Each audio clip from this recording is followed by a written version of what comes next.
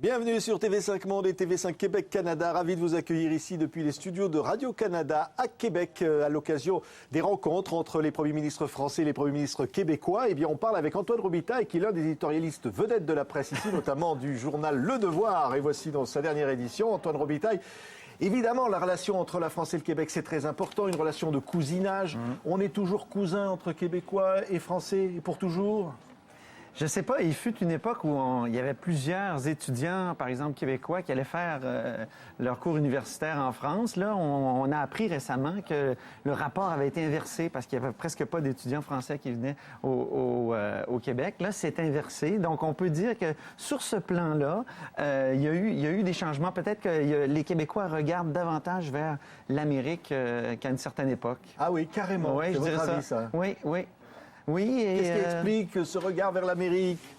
Je pense qu'on a redécouvert notre américanité. Plusieurs intellectuels ont revalorisé l'américanité du Québec dans les dernières années. Puis, il y a aussi que, bon, est-ce que la France croit encore en elle autant qu'à une certaine époque? C'est une question qu'on pourrait poser. On peut leur poser, on leur posera la question France, quand on rentrera. On dit parfois que la France est atteinte de sinistrose, de déclinisme.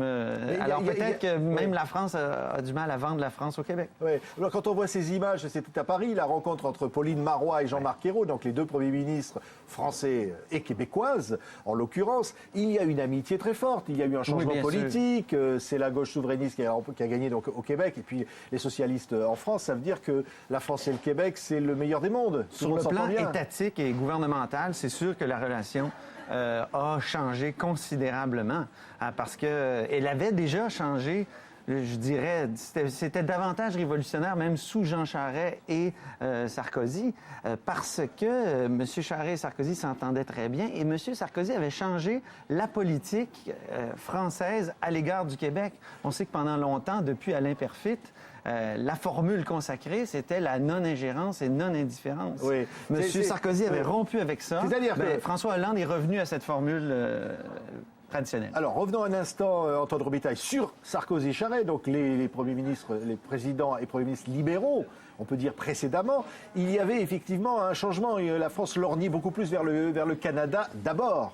Oui, exactement. Dans le discours de M. Sarkozy, c'était très clair. Il y avait même qualifié le souverainisme de sectarisme.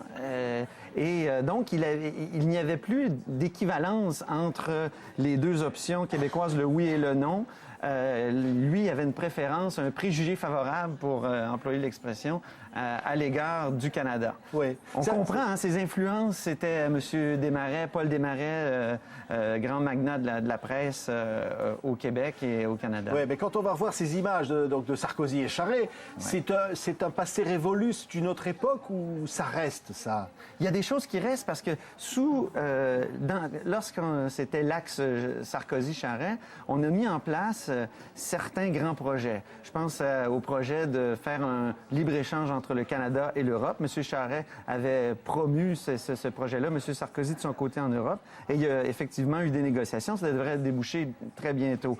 Il y a eu aussi une entente de reconnaissance mutuelle des compétences, et donc ça, le gouvernement québécois et le gouvernement français, malgré les changements de gouvernement, sont tous les deux d'accord avec ça, comme celui sur le libre-échange. Et donc, au Québec aussi, on dit que tout a changé, mais Mme Marois, quand elle est allée en France, elle a parlé du fameux plan Nord de Jean Charest. Donc, il y a des continuités à travers cette renormalisation, je dirais, des relations France-Québec. Mais est-ce que réellement, Antoine Robitaille, on peut dire que la France, aujourd'hui, appuie le souverainisme québécois, affiché par Pauline Marois et le Parti québécois? Non, c'est juste que la porte n'est pas fermée comme sous Nicolas Sarkozy. À l'époque de Nicolas Sarkozy, on savait très clairement que, advenant un référendum qui est toujours très théorique au Québec à l'heure actuelle, parce que le pourcentage d'appui au référendum n'est pas là. Donc, advenant un tel référendum, évidemment, la France se serait rangée du côté du non, du côté du Canada, comme le premier ministre Charest de l'époque.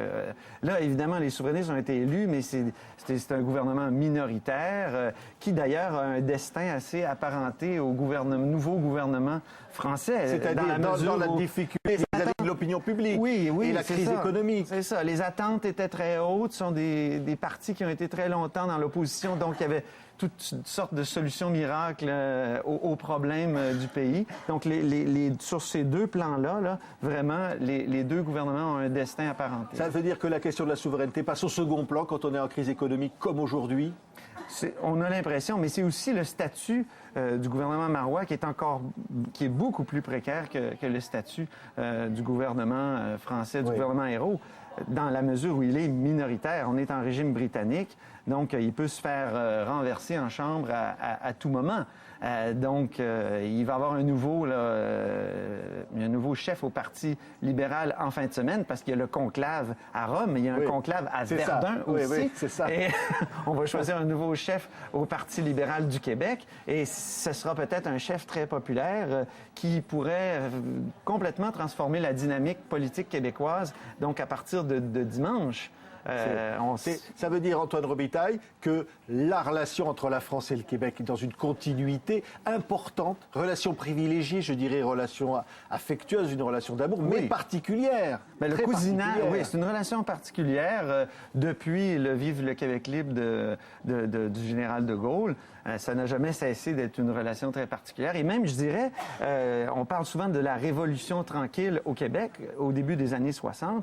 Eh bien, c'était une révolution où le gouvernement du Québec s'est beaucoup appuyé sur la France pour changer les choses. Par exemple, un des premiers gestes du gouvernement du Québec à l'époque, ça a été d'ouvrir la délégation du Québec en France. Et donc, c'était une délégation qui tout de suite a eu une reconnaissance très importante de la part du gouvernement français, de quasi-ambassade. Mais il y a toutes sortes de choses qui se sont faites entre la France et le Québec à ce moment-là. Donc, la Révolution tranquille, ça a été une affirmation du Québec, mais aussi appuyée sur un certain passé français. Est-ce que c'est encore le cas aujourd'hui? Cette racine française est-elle aussi forte, aussi affirmée qu'à l'époque? Moi, je dirais que j'en doute. Oui. J'en doute. Mais sur le plan gouvernemental, c'est certain que la relation est très forte. Mais encore un mot, Antoine Robitaille, la francophonie, ça reste un combat politique pour le Québec? Oui. Oui, c'est pas un combat dépassé aujourd'hui. Il faut distinguer la francophonie, puis la francophonie institutionnelle et le combat pour la langue française. C'est certain que on a l'impression que Montréal, qui est vraiment la métropole du Québec, est en train de s'angliciser. Donc, c'est un combat absolument. Alors, et c'est certains Québécois regardent la France et entendent la fascination et l'anglophilie des Français et sont un peu découragés parfois par du décalage entre le combat que les Québécois mènent et veulent mener et bon, la France qui ne le mène pas toujours de la même façon. Merci Antoine Robitaille, on était ravis d'être ici donc à Québec. Merci d'avoir été notre invité. Ça fait plaisir.